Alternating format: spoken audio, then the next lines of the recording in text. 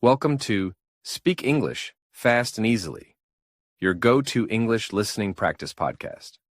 Whether you're at home, in the car, at the gym, or on a walk, this show will help you train your ears, expand your vocabulary, and grow your confidence in real-life conversations. Each episode features natural dialogues between real people.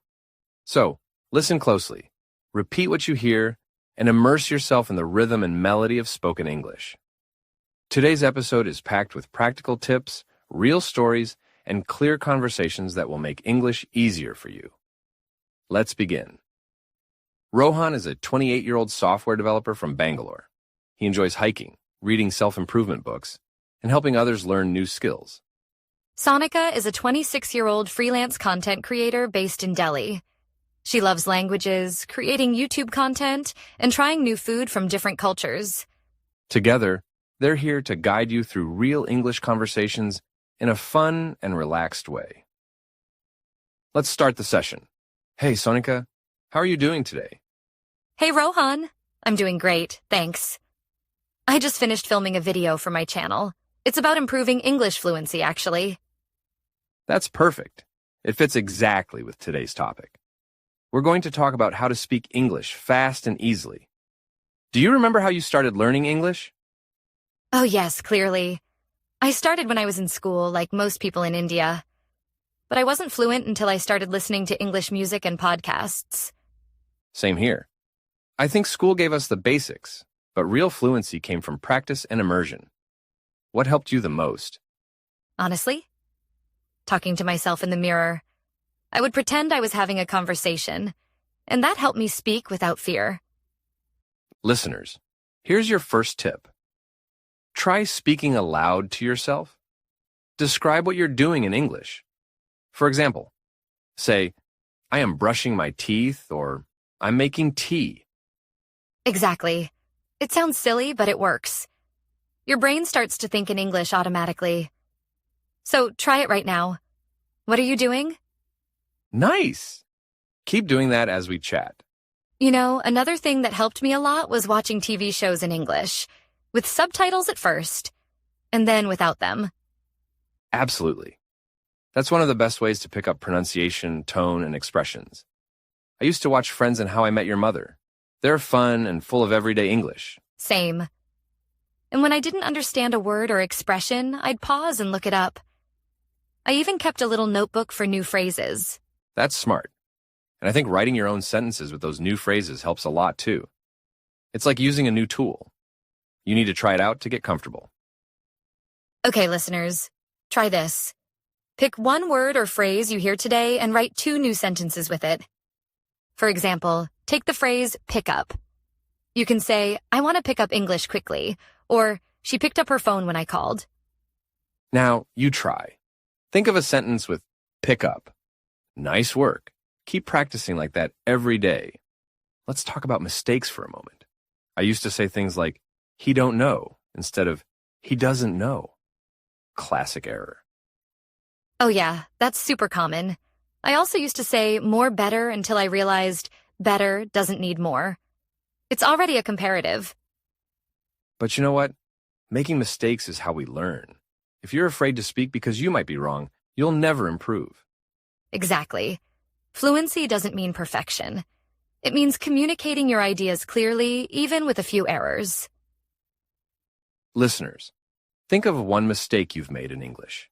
Maybe pronunciation, grammar, or vocabulary. Now say it out loud and then correct it.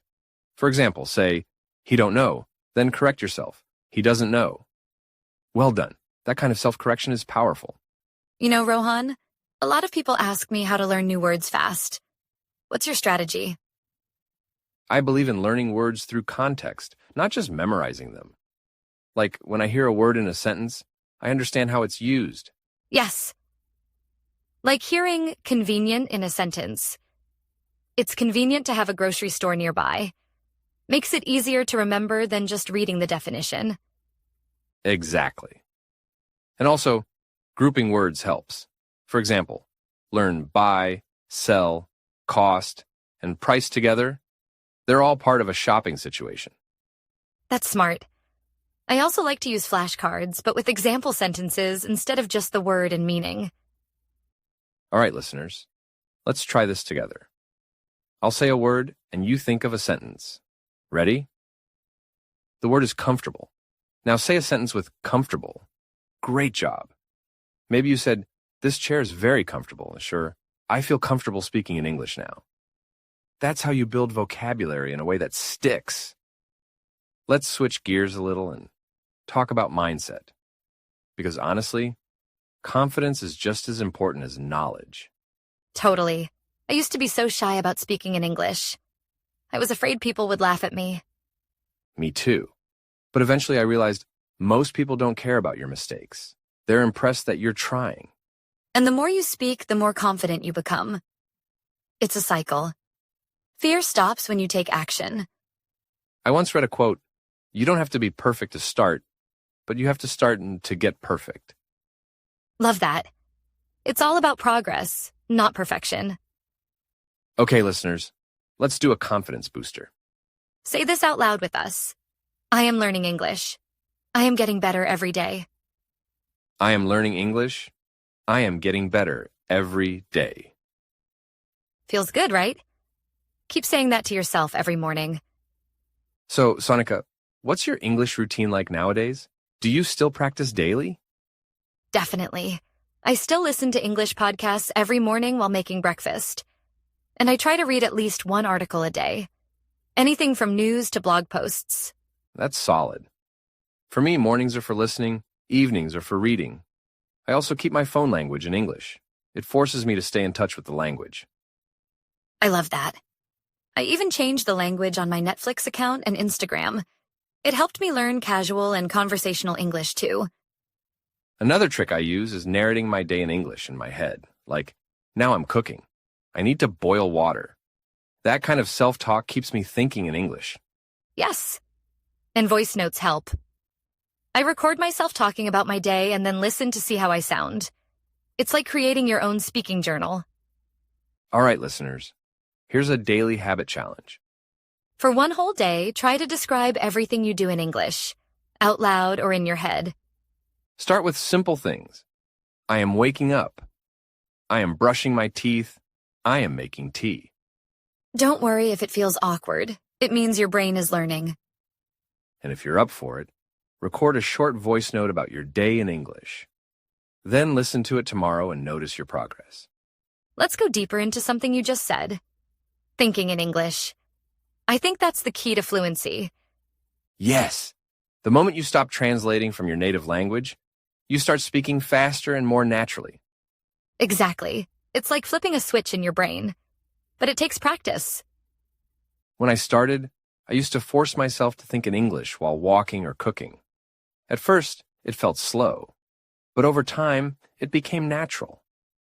Now I dream in English sometimes. That's when I knew I had crossed a big milestone. Same. Dreaming in English means your brain is truly absorbing it. Here's a fun exercise. Take 1 minute and think in English. Don't say anything. Just think. Describe your surroundings or what you're planning for the day. No translation. Just English thoughts. How was that? Even 1 minute a day can train your brain to think in English. Exactly. Add this to your daily routine and you'll see progress. Language learning seems straightforward. Study grammar, memorize vocabulary, practice speaking. But what if everything we assume about becoming fluent is completely backwards? Recent neuroscience shows our brains actually acquire language more like how we learn to walk than how we learn math. That's fascinating. And it really connects to what we learned from these two language learners from India who completely transformed their approach to English fluency. Their story challenges so many traditional assumptions. You know what really jumped out to me? The way they described how formal education only gave them the basics, but real fluency came from what neuroscientists call embodied learning, physically engaging with the language through mere practice, self-talk, and immersion. That reminds me of the research showing that gesturing while speaking a new language actually improves retention by up to 40%. The mirror technique Sonika mentioned taps into that same mind-body connection. Exactly right. And there's something even more interesting happening